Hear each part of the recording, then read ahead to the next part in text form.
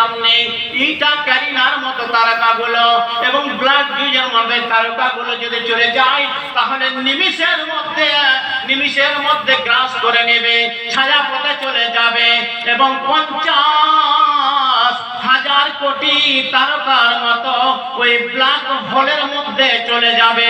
যাওয়ার পরেও এবার বৈজ্ঞানিকরা বলছে ওই 50,000 তারকা যাওয়ার পরেও সে তার ভিতরে যেন কালো থাকবে, তার ভিতরে ফাঁকা থেকে যাবে।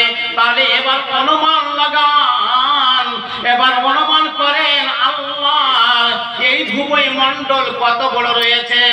ও বন্ধুরে আমার, নাসার বৈজ্ঞানিক আজকে এসেছে এই কথা তথ্য দিয়েছে, আজকে এসেছে এই তথ্য দিয়েছে, 150 বছর হলো এই তথ্য দিয়েছে।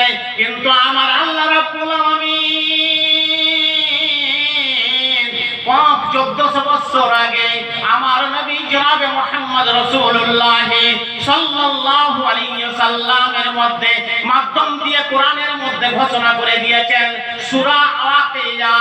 ভালো করে মনে করে নিন, সূরা ওয়াকিয়া আয়াত নাম্বার 75-76।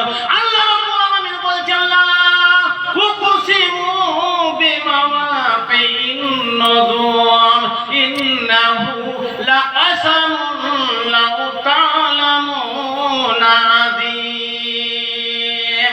আল্লাহ রাব্বুল আলামিন 1400 বছর আগে এই কোরআনে বলে দিয়েছে যেখানে ইটা কারিনার মতো তারা সব বিধ্বস্ত হয়ে যায় এবং ওখানে বিধ্বস্ত হয়ে যায়, ওখানে কসম খেয়ে বলছে মানুষেরে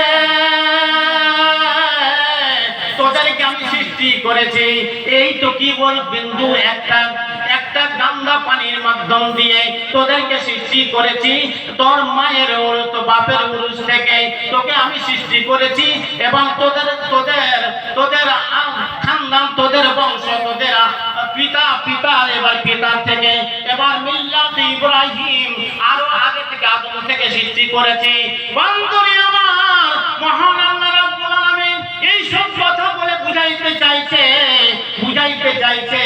যে তুই আছিস কোথায় রে, একবার তুই কোরআনটাকে খুলে দা।